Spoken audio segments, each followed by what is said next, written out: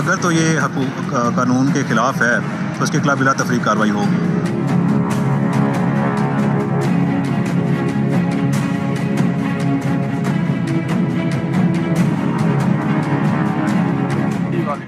سفیان صاحب ہیں؟ جی سر۔ سفیان صاحب کیسے ندیم ساکی بات کر رہا ہوں، bureau chief 89 news channel Gujranwala. جی سر۔ کیسے ہیں محترم؟ ٹھیک ہے آپ؟ صحت بھی ٹھیک ہے؟ جی الحمدللہ۔ محترم چیزت کے ساتھ ایک بلڈنگ بن رہی ہے، لنٹر پڑ رہا ہے، جی جی، جو پہلے سیل شدہ تھی، اس کا سیٹ بیک بھی نہیں ہے، کیا ریزن ہے؟ اس کی اپروول ہے، اس کا یہ موسم اسٹیل کی بات کر رہے ہیں آپ؟ یہ اسٹیٹ وال میں چیزت کے بالکل ساتھ نکر پہ۔ آپ کو آرٹی صاحب بہتر بتا سکیں گے، آپ بتا دیں نا، آپ انچارج نہیں ہیں، اسسٹنٹ ڈائریکٹر نہیں ہیں آپ؟ میں سر کہہ رہا ہوں آرٹی صاحب اس متعلق آپ کو گائیڈ کر دیں گے۔ آپ کیوں نہیں بتانا پسند کر رہے، یہ بتائیں مجھے۔ آپ کو میں کیوں بتاؤں؟ نہیں، آپ بتائیں نا، ایک غیر قانونی کام ہو رہا ہے آپ کی حدود میں، آپ اس کے خلاف کس وجہ سے کارروائی نہیں کر رہے؟ کیا ریزن کیا ہے بھیا؟ سر میں آپ کو کیوں بتاؤں، یہ ٹرگل بیٹر ہے، آپ آفس آ جائیں، آپ کو گائیڈ کر دیتے ہیں۔ یعنی کہ آفس گئے تھے آپ کے وہ آفس ایک کلرک صاحب بیٹھے ہوئے تھے، ٹانگ رکھ کے ٹیبل کے اوپر سگریٹ لگا کے کسی فیمیل سے باتیں کر کے کہہ لگا رہے تھے۔ سر آپ کا نام کیا ہے؟ جی ندیم نام ہے میرا۔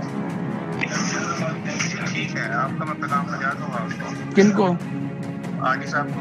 صحیح ہے، نہیں یعنی کہ آپ نہیں بتانا پسند کریں گے کہ وہ؟ میں سر کہہ رہا ہوں آرٹی صاحب آپ کو گائیڈ کریں گے اس بارے میں، آپ کو جو بھی انفارمیشن چاہیے آپ کو بتائیں گے آپ۔ اوکے۔ جی ٹھیک ہے، تھینک یو۔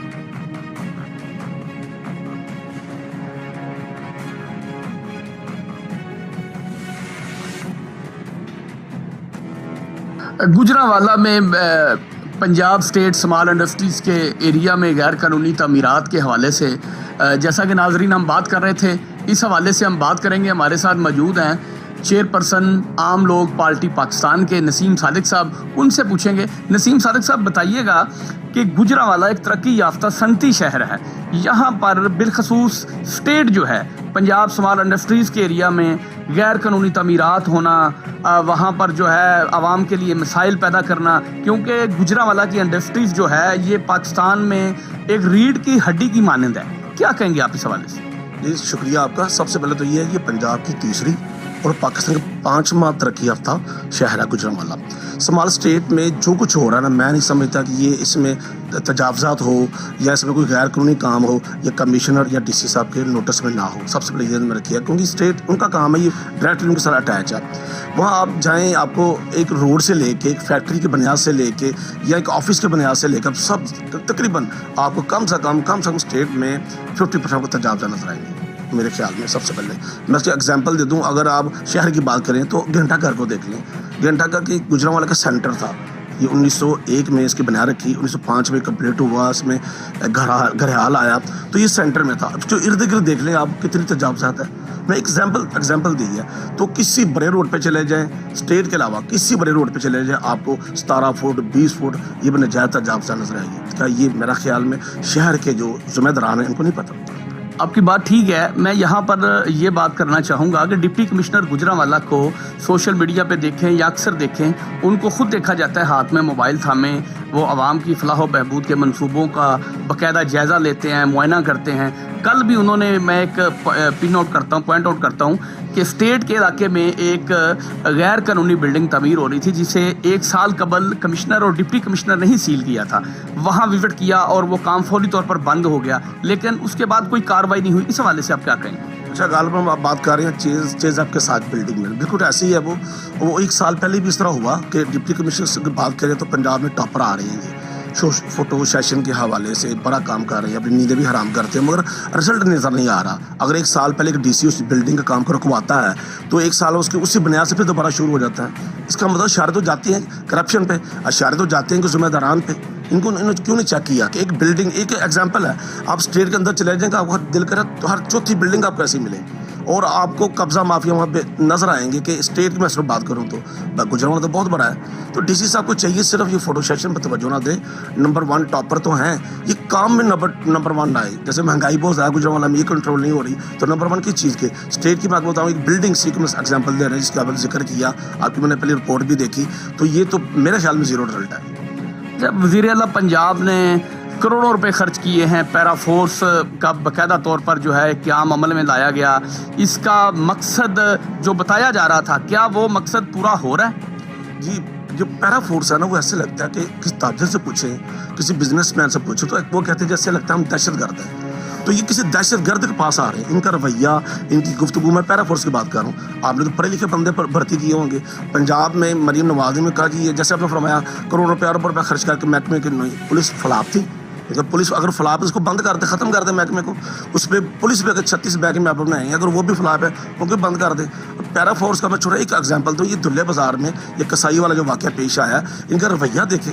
ये तो बता दिया उन्होंने कि उन्होंने जनाब गोश्त महंगा बेच रहा था, ये नहीं बताया कि आपका रवैया क्या था।